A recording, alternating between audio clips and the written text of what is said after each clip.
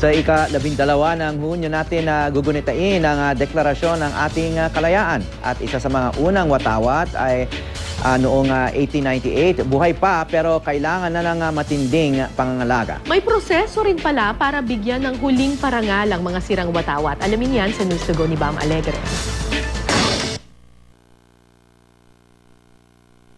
Ito ang isa sa mga unang watawat ng Pilipinas at pagmamayari na ito ng apo sa tuhod mismo ni Emilio Aguinaldo. Pero sa pagtataya ng isang historian, baka 30 taon na lang ito magtagal, lalo't bumibigay na ang mga hibla ng watawat. Nasa pangangalaga ito ngayon ng Aguinaldo Museum sa Baguio City at para magtagal ang buhay nito, iniiwas na madikit ito sa alikabok at mga acidic na mga bagay. Pero sa mga hindi makasaysayang watawat, may protocol sa batas para bigyan ito ng huling parangal. Kailangan sumailalim ito sa mabusisi at mahabang programa na may hahalin tulad sa funeral para sa isang yumaong tao. Inaawit din ng lupang hinirang, ako ay Pilipino at Pilipinas kung mahal bago ito tuluyang sunugin. Ayon sa Batas Republika bilang 8491 na ang mga bandilang luma, kupas at punit-punit ay hindi dapat itapon. Bagkos, ito ay bigyang pagpupugay upang maiwasan ang pagwalang galang na paggamit nito.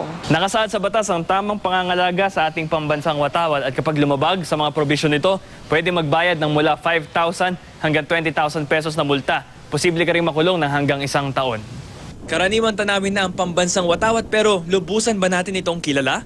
Nang nilikha ang bandila sa Hong Kong, kabilang ang isang 5 taong gulang na bata sa nagtahi nito, si Lorenza Agoncillo, patunay na may mayaambag ang mga kabataan sa ating bansa. Siya ay naging teacher at siya ay namatay na matandang dalaga na teacher.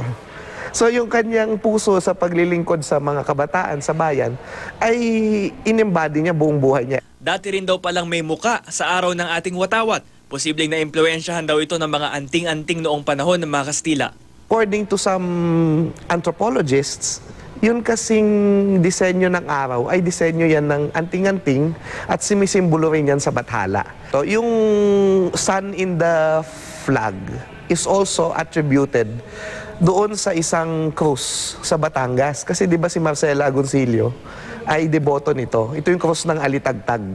Yung krus na yon na mahimala ay mayroong araw. Bam Alegre, GMA News.